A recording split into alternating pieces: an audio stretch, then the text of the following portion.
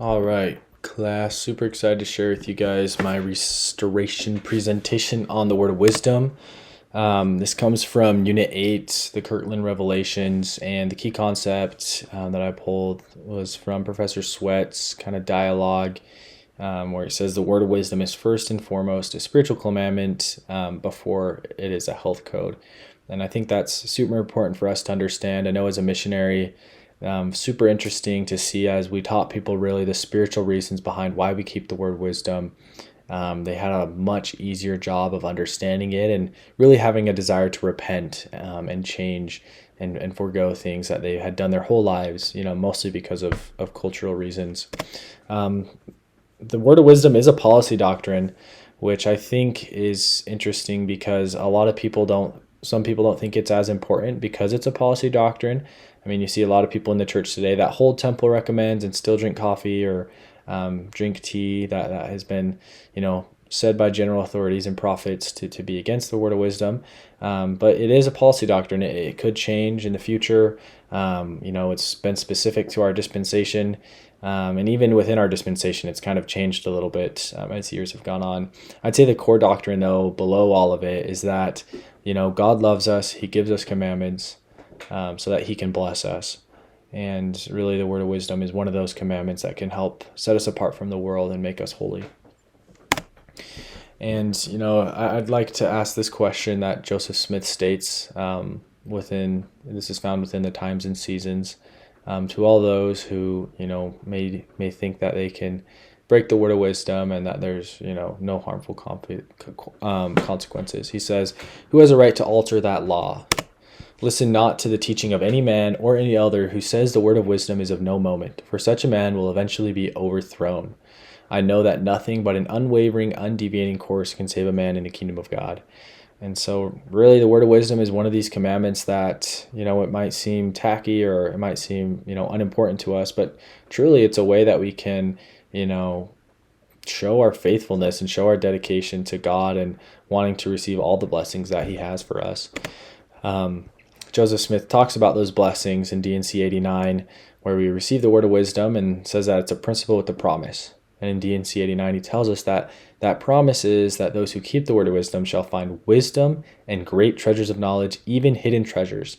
So, all of us are struggling in life. We're trying to figure out how to navigate things, and we all could use a little more revelation here and there. And the word of wisdom is one of those commandments where God promises us that if we keep it, we'll receive great treasures of knowledge. And I interpret that as, increased power to receive revelation and, increased power to grow our relationship with Jesus Christ as we can better understand, his gospel.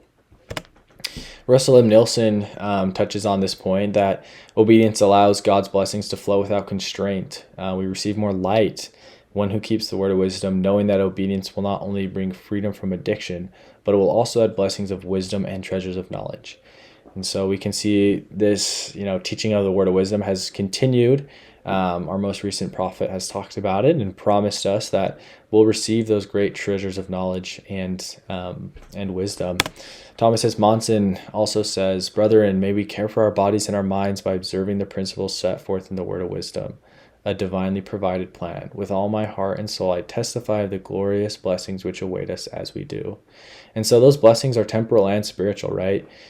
We also are promised, health in the navel and so many other things in there. We walk and not faint, things like that. And so I know that, we'll also be healthier. And I think there's a reason behind that. And I really found, in these scholarly articles that, not only is living the word of wisdom a spiritual commandment, just because we can receive these blessings, but it's also a spiritual commandment in the fact that we're showing God kind of gratitude for the bodies that he's given us and the desire to keep them. And as people see that, we set ourselves apart from the world. Kate Holbrook talks about somebody and says that she was convinced that the adherence to the word of wisdom would gather more of God's children to Zion. The good health of the Mormons who followed the word of wisdom would attract others to the faith. And Paul Peterson kind of touches on the same point, and he mentions the Jewish people and how they've been given kind of this strict health code, can't eat pigs, can't do all this other stuff, right? Similar to what we have in the word of wisdom, right? But it really sets them apart from the world. And people can see that. People notice that, members of the Church of Jesus Christ of Latter-day Saints, we live different lives because we keep the word of wisdom, because we live the law of tithing, because we keep the law of chastity, because we, love our neighbor. Living these commandments sets us apart from the world. It makes us holier, grows us closer to God, and we're able to help others, come and see the great blessings that come from living those principles. Paul Peterson, I loved in his. He also talks about 1 Corinthians, how our bodies are temples. And he says, because we hold the body sacred, we take certain precaution to maintain its purity, strength, and integrity. And so, we want to show God respect for these wonderful bodies that he's given us, right? The whole plan of salvation. We get to come and get bodies. The third that didn't accept the plan, they missed out, and they're forever just miserable because of it. And so we have these bodies. We need to do everything we can to show God that we're grateful for them. And so I'd say the key two concepts I took away from my study of this is that the word of wisdom is a spiritual commandment to help us live holier lives. And we receive and we're endowed with spiritual power as we do so. The word of wisdom helps us have clean bodies and minds and shows respect to our Heavenly Father for the gift of a body he has created for us. And overall, that boils down to, living the word of wisdom blesses us spiritually and temporally. As we live this commandment, we show respect to God and receive spiritual power. We set ourselves apart from the world and become holy. And so I know that as we live this commandment, we'll become more holy. We'll receive increased revelation and also receive other blessings, in terms of our health.